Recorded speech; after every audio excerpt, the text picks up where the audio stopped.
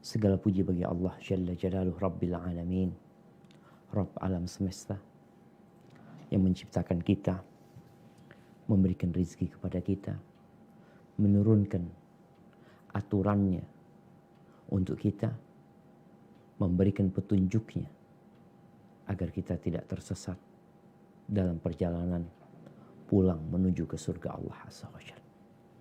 Wa bihi nasta'in ala umurid dunya wad din. Dan hanya dengannya kita meminta pertolongan dalam urusan dunia kita dan urusan agama kita. Wassalatu wassalamu ala sayyidil mursalin wa imamil muttaqin sayyidina wa maulana Muhammadin wa ala alihi wa ashabihi ajma'in. Salawat dan salam semoga senantiasa tercurahkan untuk baginda Nabi kita Muhammad alaihi salatu wassalam, untuk keluarga beliau, untuk istri-istri beliau, untuk putra-putri beliau, dan untuk seluruh sahabat Nabi. Semoga Allah meridhai kita bersama mereka. Amma ba'd, ahibati fillah. Mungkin tadi Dr. Edi sudah menyampaikan beberapa pesan di muqaddimah tentang sempurnanya agama Allah ini. Agama yang mudah untuk dipraktekkan dalam kehidupan ini. Jadi agama yang realistis, sempurna, tidak jelimet. Karena agama ini agama yang mudah sekali. Inna ad-dina yusra. Allah Azza wa Jalla berfirman, wa tammat kalimatu rabbika sidqan wa adla. Telah sempurna nikmat yang Allah berikan. Kalimat Allah Azza wa Jalla sidqan, benar. Dalam semua berita, semua informasi yang Allah sampaikan itu benar. Kita hidup di dunia hoax. Mana-mana orang menyebarkan berita hoax, kadangkala tanpa merasa terbebani. Sedangkan agama Islam ini semua informasi yang disampaikan baik tentang masa lalu atau yang akan datang, maka itu semuanya benar. Wa adla, adapun yang berkaitan dengan perintah, larangan, maka semuanya adil, fair. Allah tidak membebani hambanya lebih daripada kemampuannya. Dan semua perintah Allah Azza wa Jalla ada maslahat buat hambanya. Dan semua larangannya di situ mengandung bahaya kalau manusia melakukannya. Dan kita masih di bulan Dzulhijjah. Pada tanggal 9 Dzulhijjah. 1431 tahun atau 32 tahun yang lalu. Di padang Arafah turun firman Allah Azza wa Jalla, al-yawma akmaltu lakum dinakum wa atmamtu alaikum ni'mati wa raditu lakumul islam madinah. Pada hari ini aku telah sempurnakan bagi kalian agama kalian. Aku lengkapkan nikmatku atas kalian dan aku ridhai Islam agama bagi kalian. Maka kita harus ridha dengan agama Islam ini. Karena inilah agama yang Allah ridhai. Wa man yabtaghi ghairal islami dinan falan yuqbala min. Wa huwa fil akhirati minal khasirin. Barang siapa yang memeluk agama selain Islam, maka tidak akan diterima. Dan dia di akhirat akan menjadi orang yang merugi. Walaupun mungkin di dunia tampaknya beruntung. Ahibati fillah, semua yang diperlukan oleh manusia di dunia dan kelak di akhiratnya telah dijelaskan di dalam agama kita. Baik yang berkaitan dengan urusan keyakinan, urusan ibadah, urusan muamalat, akhlak, adab, politik, sosial. Baik itu laki-laki, perempuan, anak-anak, orang tua. Semuanya sudah selesai. Tapi kebanyakan umat Islam nggak peduli dengan agamanya. Bahkan dia mencari ilmu yang terkadang membahayakan diri. Ana tadi dapat berita, baca berita bahwa ternyata 60% penduduk Indonesia nggak bisa baca Quran. Ana sampai bingung. Apa separah itu gitu. Dan inilah yang menyebabkan Islamophobia.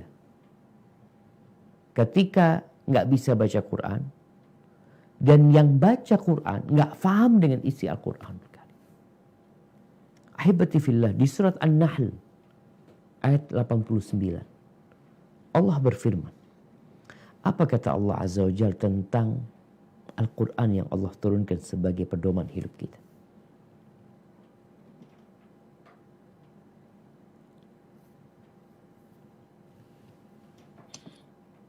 أعوذ بالله من الشيطان الرجيم ويوم نبعث في كل أمة شهيدا عليهم من أنفسهم وجئنا بك شهيدا على هؤلاء ونزلنا عليك الكتاب بيانا لكل شيء وهدى ورحمة وبشرى للمسلمين. Dan ingatlah akan hari ketika kami bangkitkan pada tiap-tiap umat seorang saksi atas mereka dari mereka sendiri, dan kami datangkan kamu Muhammad menjadi saksi atas seluruh umat manusia. Dan kami turunkan kepadamu Alkitab, yaitu Al-Quran, untuk menjelaskan segala sesuatu dan petunjuk serta rahmat dan kabar gembira bagi orang-orang yang berserah diri. Subhanallah jemaah. Quran ini kabar gembira loh. Tapi buat orang-orang yang muslim, yang berserah diri kepada Allah. Dan Allah telah jelaskan segala sesuatu. Ini petunjuk, tidak menyesatkan. Salman Al-Farisi pernah ditanya oleh orang Yahudi. Orang Yahudi ini kepo. Dia penasaran. Mengatakan kepada Salman, "Allamakum nabiyukum kulla syai' hatta al-khira'ah."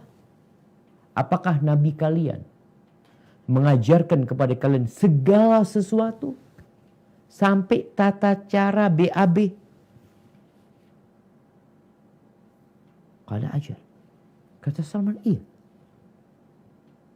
Tentang tata cara buang hajat itu. Nahana an nastaqbil al-qiblah li ghaitin aw baul. Dia melarang kita ketika buang hajat itu, baik besar atau kecil, untuk menghadap kiblat.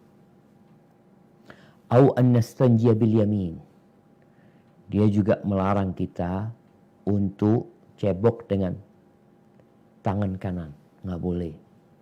Au an nastanjiya bi aqal min 3 ahjar. Atau kalau kita nggak ada air pakai batu, nggak boleh kurang dari 3 batu.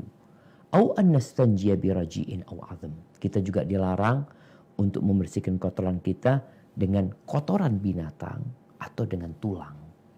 Rawahu Muslim. Semuanya udah. Maka yang akan kita bahas hari ini hal yang penting untuk dibahas. Kenapa? Di tengah-tengah pandemi yang belum berakhir ini, ada ajakan untuk hidup bersih. Untuk hidup menjaga kesehatan. Dunia berbicara tentang pentingnya mencuci tangan. Pentingnya untuk menjaga kebersihan lingkungan. Dan dunia juga bingung. Karena ternyata dengan usaha yang dilakukan, COVID-19 belum terkendalikan. Maka semoga pembahasan kita membantu setiap muslim untuk jadi lebih baik. Agar dia hidup sehat, bersih, indah, enak dipandang. Berkaitan dengan sunnah-sunnah fitrah. Rasulullah Sallallahu Alaihi Wasallam bersabda, di mana sunnah fitrah ini jamaah adalah sunnah bawaan dari lahir manusia sebenarnya. Sebuah etika yang sudah ada sejak zaman dahulu, yang turun-temurun dari Nabi Adam, lanjut ke nabi-nabi yang selanjutnya, Nabi Ibrahim sampai ke Nabi kita Muhammad alaihi salatu wasallam. Sunnah-sunnah ini dikerjakan. Kenapa? Karena sunnah-sunnah ini agar menjadikan manusia itu manusia. Karena secara fitrah manusia, kalau nggak dikasih tahu, seharusnya dia sadar bahwa yang dia kerjakan itu benar atau nggak benar. Ada beberapa hadis tentang sunnah-sunnah fitrah. Manusia itu diciptakan fitrah. Jadi ada fitrah yang berkaitan dengan hati, yaitu tauhid. Kita semua diciptakan di atas tauhid, mengenali Allah Azza wa Jal.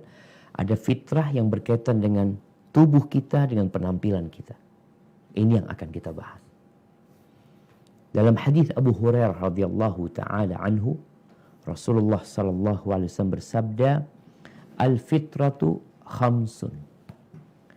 Ada 5 macam yang masuk dalam fitrah. Al-khitan, wal-istihdad, wa qassus syarib, wa taqlimul adfar, wa natful ibit. 5 itu yang pertama adalah khitan, sunat. Sunat itu bahasa Arab juga. Khitan juga bahasa Arab. Khitan itu ya sunat. Insya Allah nggak perlu dijelasin tentang sunat ini. Yang kedua, istihdad. Yaitu membotaki bulu kemaluan. Digundulin. Yang ketiga, memotong kumis. Yang keempat, memotong kuku. Yang kelima, mencabut bulu ketiak.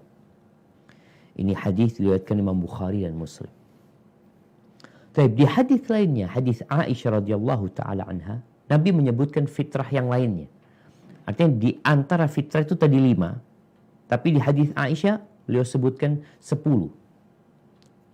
Apa kata Nabi alaihi salatu wassalam? Ashrun minal fitrah. Ada 10 yang termasuk fitrah nih. Qassus syarib.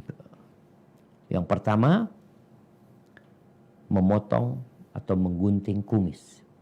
Wa i'fa'ul lihya. Membiarkan jenggot. Yang ketiga, wasiwak. Pakai siwak, membersihkan gigi. Yang keempat, wastinsyaqul ma'. Yaitu membersihkan hidung dengan menghirup air, masukkan ke dalam hidung, lalu mengeluarkannya. Bayangin bagaimana cara membersihkan hidung kita. Diajarin dalam Islam. Kemudian yang kelima, waqassul adfar. Memotong kuku. Yang keenam, waghaslul barajim. Membersihkan sela-sela tempat kotoran di tubuh kita. Khususnya kalau kita mengepal nih, di sini ada ruas-ruas yang terkadang lupa dibersihkan. Ternyata dalam sunnah fitrah itu perlu dibersihkan. Dicuci. Kalau bicara dicuci itu dengan air. Wa natful ibit. Yang ketujuh, mencabut bulu ketiak. Yang kedelapan, wa halqul ana. Membotakin bulu kemaluan. Yang kesembilan, wantiqasul ma. Intiqasul ma ini yaitu cebok dengan air. Kemudian qala Zakaria, qala Mus'ab nasitul ashirah. Perawi hadis yang meriwayatkan dari Aisyah mengatakan, aku lupa yang ke-10 itu apa. Illa an takunal madmadah. Mungkin kata dia kumur-kumur. Hadis ini diriwayatkan Imam Muslim. Baik. Jadi ada banyak sunnah-sunnah fitrah, di antaranya tadi yang kita baca dari sabda Nabi SAW, yang sebentar lagi kita akan membahas secara detail beberapa darinya. Berkaitan dengan hukum sunnah fitrah tadi Dr. ini menyampaikan bahwasanya hukumnya itu tidak semuanya sunnah, tidak semuanya anjuran, bahkan sebagiannya wajib. Abu Bakar Ibn al-Arabi rahimahullahu ta'ala ketika dia mensyarah kitab Muwatta'nya Imam Malik, beliau berpendapat bahwa sunnah-sunnah fitrah ini, beliau mengatakan, "Indi anna al-khisal al-madhkura fi hadzal hadits kullaha wajibah." Beliau berpendapat bahwa semua etika yang tadi disebutkan tentang sunnah-sunnah fitrah semuanya wajib. Kenapa? Beliau mengatakan, fa innal mar'a law tarakaha lam tabqa suratuhu ala suratil adami. Karena orang kalau membiarkan yang dianjurkan dipotong, yang diperintahkan untuk dipotong, dia biarkan, yang seharusnya dia bersihkan tidak dia bersihkan, dia nggak akan jadi manusia. Bayangin ya, orang kalau kumisnya nggak dipotong, kukunya nggak dipotong, kalau kita nggak wajib sunnah, umpamanya kayak gitu. Secara fitrah orang itu nggak akan membiarkan kukunya panjang, kecuali untuk cari sensasi. Kumis juga, secara fitrah lelaki itu kalau kumis sudah panjang nggak nyaman dia hidupnya. Makanya pendapat Ibnu Arabi, ya bisa dipertimbangkan tatkala beliau mengatakan wajib. Motong kumis itu wajib. Nggak dipotong kumisnya, dosa engkau. Karena kau nggak akan jadi manusia gitu. Rupanya itu akan berubah. Bulu kemaluan, kalau umpamanya nggak dipotong 20 tahun. Atau bulu ketiak, dibiarin 20 tahun. Jadi apa tuh manusia? Subhanallah. Namun sebagian ulama mengkritisi pendapat Ibnu Arabi ini, bahwasanya tidak semuanya wajib, tidak semuanya wajib. Tapi sebagiannya mungkin ada yang bisa dikatakan wajib, tapi sebagiannya memang untuk mengindahkan penampilan, untuk menjaga kebersihan. Dan Islam itu cinta dengan keindahan. Bahkan Allah Jalla Jalaluhu, kata Nabi SAW, innallaha jamilun yuhibbul jamal. Allah tuh maha indah dan cinta dengan keindahan. Artinya manusia kalau nggak disuruh, seharusnya dia itu terilhami untuk potong kukunya. Nggak usah disuruh gitu. Secara hukum agama nggak disuruh umpamanya. Secara fitrahnya akan ada kepedulian dia dengan dirinya. Gimana masa mau dibiarin kuku anak? Dan di dalam Islam dijelaskan agar manusia lebih perhatian. Ahibati fillah, hikmah dari sunnah-sunnah fitrah ini, kata Ibnu Hajar al-Asqalani, beliau menjelaskan berkaitan dengan maslahat dunia dan maslahat agama. Maslahat dunia dan agama. Kita juga jadi sadar setiap muslim kalau agama kita bukan hanya ngurusin pernikahan. Agama kita bukan hanya ngatur urusan perceraian. Agama kita bukan hanya menyelesaikan urusan jenazah bagaimana dimakamkan, bukan. Agama kita mengatur bagaimana engkau ketika menjadi pedagang, bagaimana tatkala engkau menjadi pemimpin, atau engkau menjadi rakyat, engkau menjadi apa aja diatur. Jadi Ibnu Hajar menjelaskan bahwasanya maslahat-maslahatnya, contohnya umpamanya tadi memperindah penampilan, ya, membersihkan badan, menjaga kesehatan. kemudian berbuat baik kepada orang-orang yang jadi teman duduk kita, agar dia tidak terganggu dengan aroma yang tidak menyenangkan. Kemudian di situ ada menyelisihi syiar-syiarnya orang-orang kafir seperti Majusi, Yahudi, Nasara, dan tentunya yang paling indah dari semua itu adalah melaksanakan perintah Allah Azza wa Jalla dan Rasulnya. Jadi menjaga sunnah-sunnah fitrah itu sebenarnya menjaga ciptaan Allah Azza wa Jalla. Jangan dirusak ciptaan Allah ini, dijaga. Ahibati fillah, kita akan membahas beberapa dari sunnah-sunnah fitrah yang sudah disebutkan dalam hadis tadi secara lebih detail. Jadi jumlahnya berapa? Jumlahnya wallahu a'lam. Jadi Nabi menyebutkan sebagiannya saja. Yang pertama masalah khitan, yaitu sunat. Masya Allah, tetangga anaknya baru disunat tadi. Biasanya kalau sunat itu Masya Allah anak-anak seneng ya, karena banyak yang kasih hadiah sama dia. Berkaitan dengan hukum khitan ini, sebagian ulama berpendapat bahwa khitan itu wajib buat laki-laki dan wanita. Ini salah satu pendapat. Tapi yang lebih rajih, yang lebih kuat, bahwasanya khitan itu wajib untuk laki-laki, tapi kehormatan buat wanita kalau ada yang bisa mengkhitan. Jadi nggak wajib. Para ulama berdalil bahwasanya Nabi Ibrahim alaihissalam disebutkan bahwa beliau berkhitan ketika umur beliau 80 tahun. Disebutkan beliau berkhitan dengan kapak. Atau di satu tempat namanya Qudum di Syam sana. Beliau berkhitan ketika umur 80 tahun. Kalau nggak wajib, nggak mungkin udah uzur 80 tahun ada apa khitan gitu. Ini menunjukkan bahwa khitan itu adalah satu kewajiban. Adapun bagi wanita, tidak disebutkan bahwasanya istrinya Nabi Ibrahim khitan pada waktu itu. Karena suaminya khitan, istrinya khitan. Ini yang dijadikan dalil sebagian ulama bahwasanya khitan buat perempuan itu makrumah, adalah sebuah kehormatan kalau ada yang bisa mengkhitan perempuan.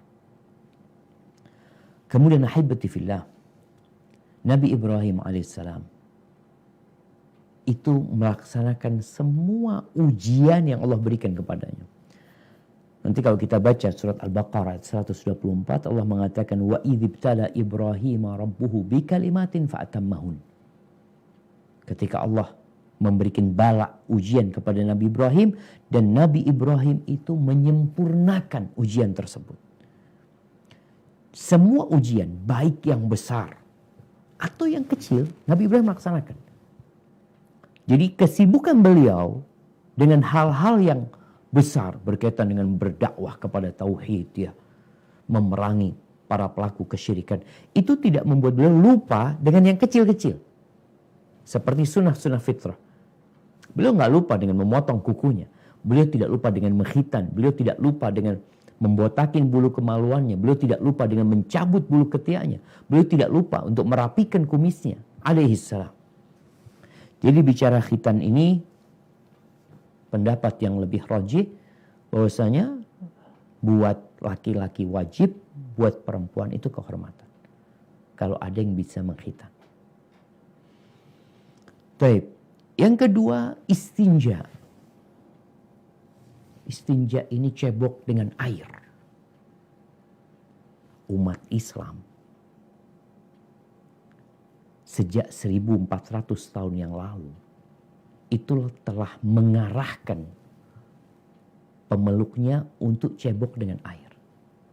Sedangkan di abad ke-15 Hijriah ini, kita melihat masih ada orang-orang yang dikatakan hidupnya modern, dia cebok nggak pakai air. Islam ini lahir atau muncul di gurun pasir yang kering kerontang. Susah dapat air. Tapi perhatiannya kepada kebersihan, maka subhanallah, betapa agungnya. Makanya kadang-kala anak kalau nginep di hotel bintang 5.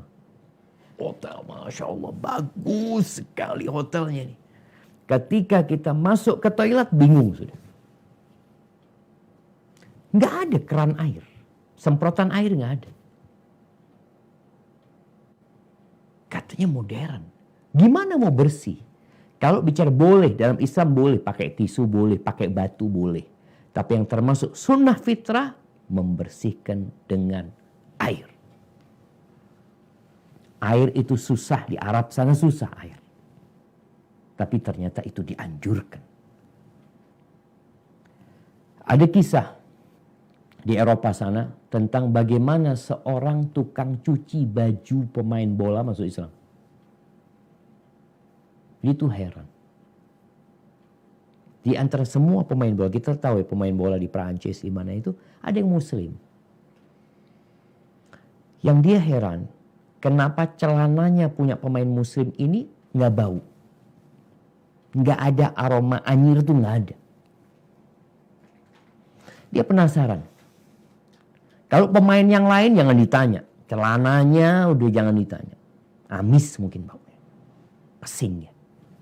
Kalau itu kencing, kalau kotoran jangan ditanya. Dengan keringat mereka ketika main bola. Maka dia tanya sama pemain yang muslim ini. Kenapa kok pakaianmu itu gak ada aroma pesing ya? Gak nyaman kok gak ada. Kata dia, ana muslim. Aku muslim. Kata dia. Kita tuh dalam agama Islam dijelasin sama dia. Subhanallah. Ini tukang cucinya masuk Islam. Dari situ udah kelihatan nih agama benar. Di tengah masyarakat yang mengatakan modern, yang pintar, yang cinta kebersihan. Iya, mereka pakai parfum mungkin untuk menghilangkan aroma tersebut. Tapi yang tukang cuci, dia tahu betapa busuknya aroma celana-celana itu. Karena nggak ada yang lebih membersihkan daripada air. Maka dalam agama kita istinja, membersihkan cebok dengan air itu termasuk sunnah fitrah. Kemudian yang ketiga, bersiwak. Siwak ini jemaah, ia membersihkan gigi. Dengan dulu ada kayu yang biasa dipakai sama Nabi SAW, itu kayu dari pohon arak.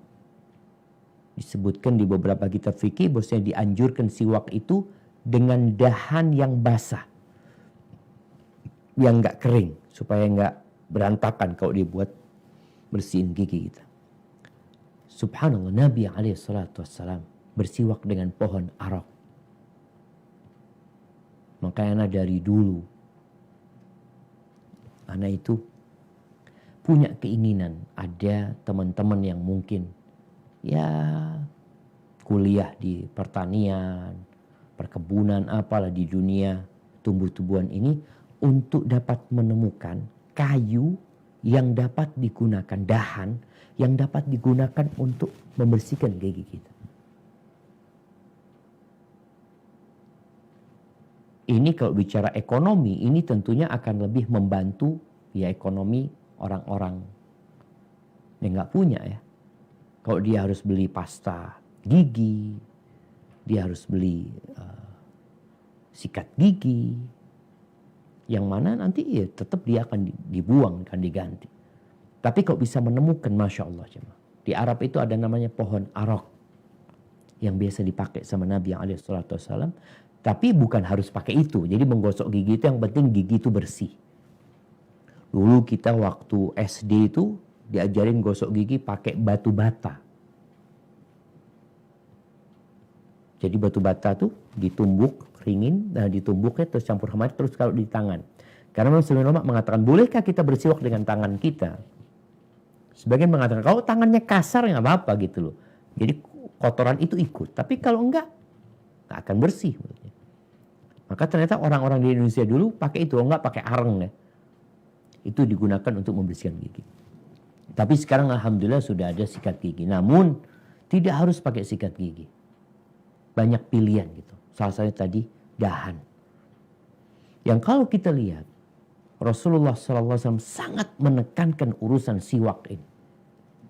Bahkan beliau alaihissalatu wassalam mengatakan, laula an asyuqqa ala ummati la amartuhum bisiwak inda kulli salah. Kalau aku tidak takut memberatkan umatku, niscaya aku akan suruh mereka bersiwak, membersihkan gigi mereka setiap hendak sholat. Kalau sikat gigi kan nggak mungkin mau sholat kita pakai siwak. Berarti kita pakai sebelum berwudu umpamanya. Kita gunakan. Iya, nggak apa-apa ketika wudu kita bersiwak. Semoga itu menggantikan tatkala kita mau sholat. Tapi terkadang orang ini maghrib ke isya nggak batal wudu. Dia kajian sampai waktu isya. Itu dianjurkan dia untuk bersiwak. Nabi SAW ingin mewajibkan jamaah. Tapi karena takut memberatkan umatnya, maka beliau tidak mewajibkan hal itu. Kapan waktu bersiwak dianjurkan? Kalau gosok gigi kan dianjurkan sehari 2 kali, pagi dan ketika mau tidur. Bersiwak ini dianjurkan setiap mau wudu, setiap mau sholat. Kemudian ketika mau baca Al-Quranul Karim. Kemudian ketika bangun tidur. Kemudian ketika merasa mulut gak nyaman, kita bersiwak. Dan kalau bicara siwak ini bukan hanya gigi ya. Kadangkala gusi, lidah, itu juga dibersihkan dengan siwak tersebut. Kemudian ketika mau masuk rumah. Subhanallah. Kalau bicara kondisi sekarang, orang pakai masker. Mau masuk rumahnya di jalanan dia pakai masker. Kadang-kadang gak nyaman mulutnya itu. Ketika dia buka maskernya, aromanya gak enak. Dia mau ketemu keluarganya, istri, anak-anaknya. Maka ketika masuk rumah, maka di sini dianjurkan pakai siwak. Sehingga dia bertemu sama keluarganya, sama anak-anaknya, mulutnya bersih. Dan dianjurkan ketika ajal menjemput. Bagaimana Nabi SAW ketika hendak meninggal dunia, itu beliau masih bersiwak. Alaihissalatu. Baik, kemudian selanjutnya memotong kuku dan menggunduli bulu kemaluan. Ahibati fillah, berkaitan dengan memotong, mencukur bulu kemaluan, menggundul ini. Jadi dianjurkan bulu kemaluan ini, istihdad itu menggunakan musa, pisau cukur. Walaupun boleh kita mau gunting boleh. Tapi yang lebih utama adalah menggunakan pisau cukur. Kalau sekarang kan ada yang cukuran itu ya. Apa namanya? Yang mereknya Gillette atau apa yang lainnya. Jadi intinya bagaimana menghilangkan itu. Itu kalau bulu kemaluan. Bulu ketiak itu bukan dicukur. Dianjurkan untuk dicabut. Jadi kalau bulu ketiak ini dicabutnya itu, ya sekarang alhamdulillah ada yang pakai gula katanya. Gula yang dipanasin, pakai wax ya. Pakai apa itu dihilangin tuh. Dianjurkannya seperti itu. Walaupun mamanya dia Ustaz, anak sakit ini berarti anak mau cukur aja nggak apa-apa. Yang lebih afdal adalah dicabut supaya tumbuhnya lama. Karena memang bulu ketiak ini tempat kumpulnya keringat yang akan mengeluarkan aroma. Kalau bicara kuku, maka kita dianjurkan untuk memotong kuku kita. dipotong kuku kita. Dan kalau kita lihat memang sebagian ulama menganjurkan rambut yang kita potong, bulu kemaluan yang dicukur, ya, yang dipotong tadi, ketiak, bulu ketiak juga seperti itu dianjurkan untuk dipendam, ditanam di tanah. Walaupun kalau enggak apa-apa. Jadi jangan dibakar, tapi lebih baik untuk dikubur. Walaupun kalau nggak dikubur nggak apa-apa. Tapi ahibati fillah, waktu membiarkan kuku kita panjang, bulu kemaluan kita, kemudian bulu ketiak kita itu berapa lama?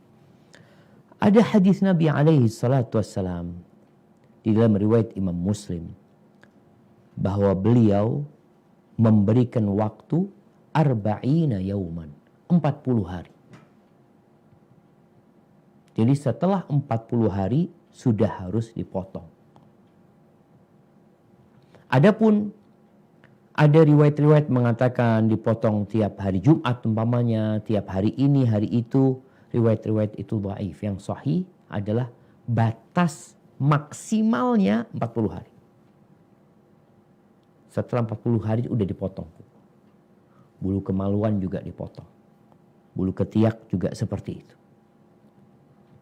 Kalau bicara secara medis, ya insya Allah para dokter lebih tahu. Bahwasanya tempat-tempat itu bisa menjadi tempat kumpulnya bakteri. Kuku kita, kalau dibiarkan panjang, ya akan kumpul di sana kotoran. Dari SD dulu kita udah diajarin gimana potong kuku. Bahkan diwajibkan tiap Jumat. Mau tiap Jumat nggak apa-apa. Kita potong tiap Jumat karena ya hari ini hari Id, kita perlu bersih ya. Kemudian bulu ketiak kita juga mau tiap Jumat. Tapi yang jelas batas maksimalnya adalah 40 hari. Setelah 40 hari ya bisa jadi kita berdosa ketika kita membiarkan.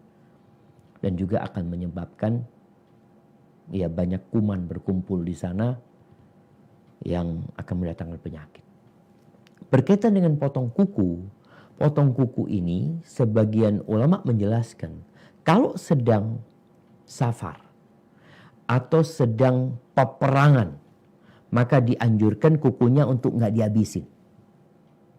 Dibiarin panjang sedikit. Kenapa? Karena bisa jadi kuku itu diperlukan untuk membuka tali, ya. Karena kalau kita nggak bisa pakai tangan, biasanya pakai gigi kita buka tali. Tapi kalau kukunya agak panjang dikit, bisa membantu.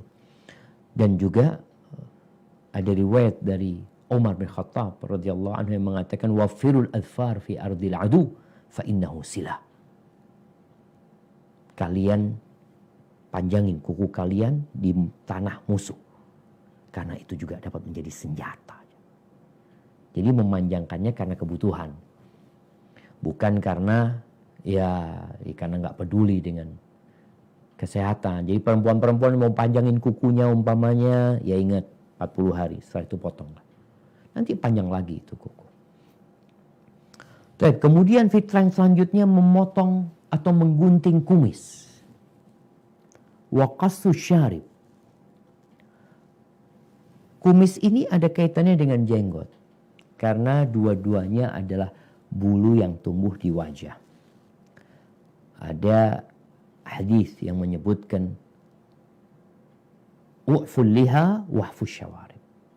Biarkan jenggot, biarkan. Dan gunting kumis. Gimana cara menggunting kumis ini? Ada khilaf di antara para ulama tentang menggunting kumis ini. Makna ihfa'us syarib. Apakah dibotakin, dihabisin itu kumis? Atau cukup dirapikan? Al-Imam Malik rahimahullahu ta'ala, beliau berpendapat kalau ada yang menghabisi kumisnya, beliau mengatakan yudrab man sana'a, dipukul orang yang kayak gitu. Kumisnya dihabisin itu, beliau berpendapat dihukum orang tersebut. Karena beliau memahami hadis Nabi alaihi salatu wassalam, menghabisi kumis itu yang lewat bibir. Itu yang dihabisin. Jadi garis bibirnya itu bagaimana kelihatan, tapi nggak habis. Jadi garis bibirnya itu kelihatan, tapi kumisnya nggak dihabisin. Dan Umar bin Khattab radhiyallahu anhu disebutkan kalau dia marah itu dia pelinting kumisnya. Jadi menunjukkan kalau kumisnya itu nggak habis, ada kumisnya gitu, nggak digundulin kumisnya dia. Kemudian disebutkan bahwasanya diriwayatkan ada 5 sahabat Nabi kanu ya'khuduna syawaribahum ma'a tarkis syafah. Mereka menggunting kumisnya dan membiarkan bibirnya itu kelihatan. Jadi tidak dihabisin. Adapun masalah memelihara jenggot, di mana Rasul Shallallahu Alaihi Wasallam menyuruh u'ful liha, biarkan jenggot. Ahibati fillah, sebagian umat Islam atau kebanyakan umat Islam sekarang ini malah mencukur habis jenggotnya. Dengan dalih itu yang sesuai dengan fitrah.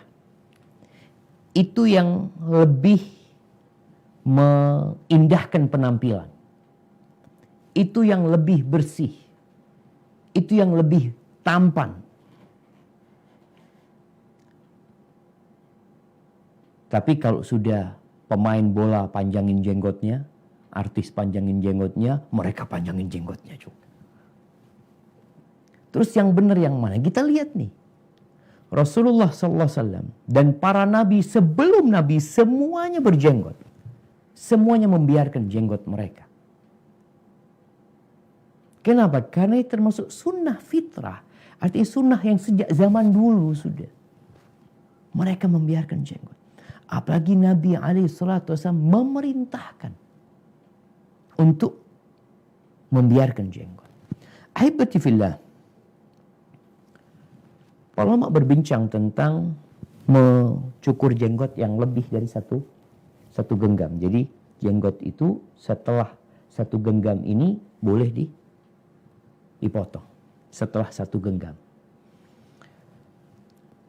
Di kitab Fathul Qadir,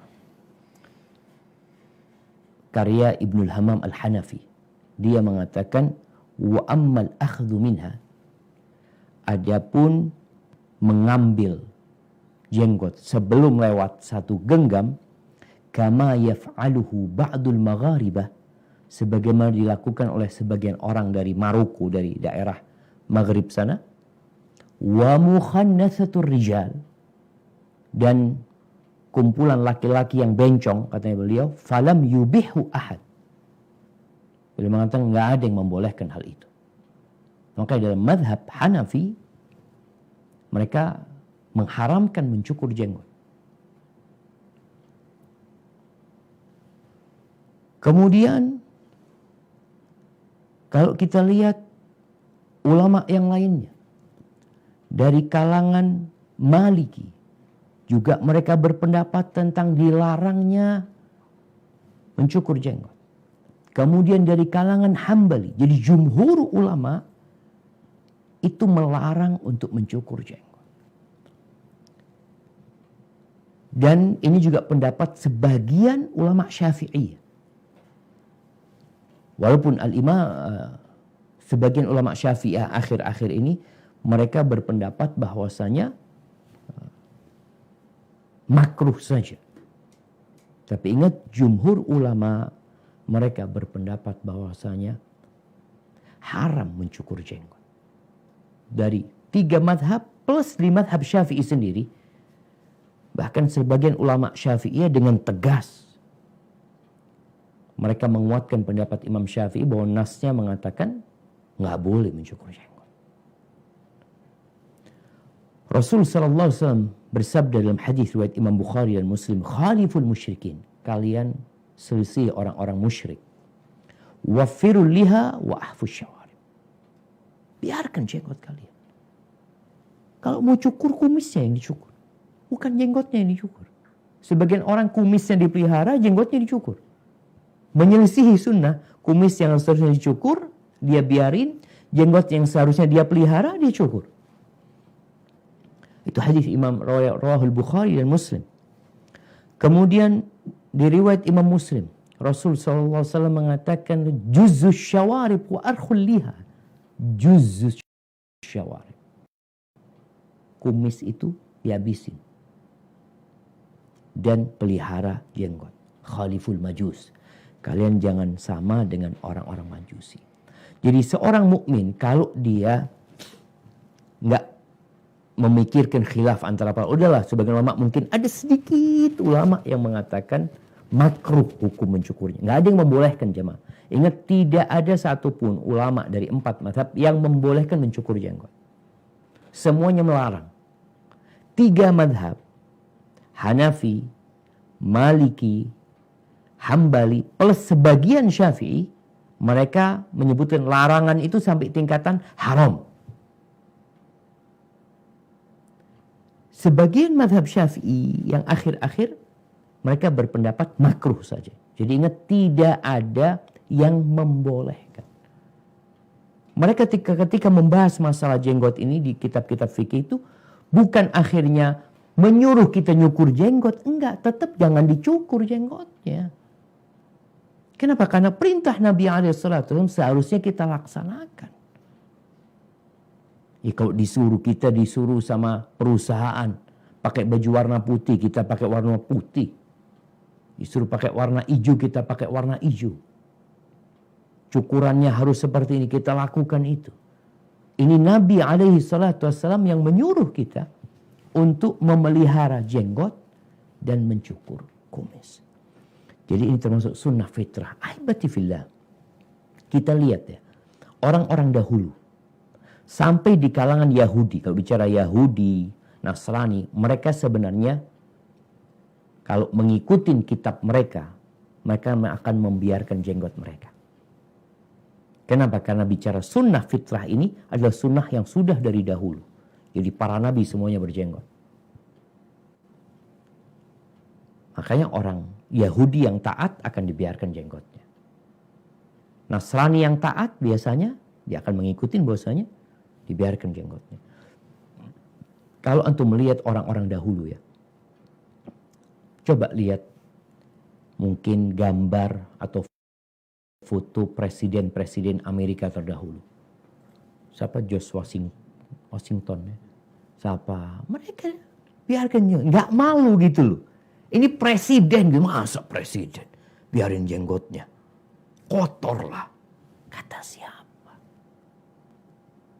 Maka kalau bicara ketampanan seorang laki-laki itu di jenggotnya, bahkan Aisyah radhiyallahu taala anha sampai bersumpah mengatakan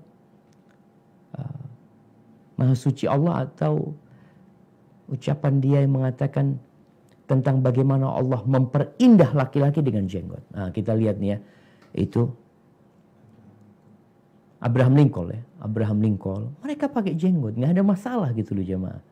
Dan itu tidak membuat, ini kalau bicara bersih ya.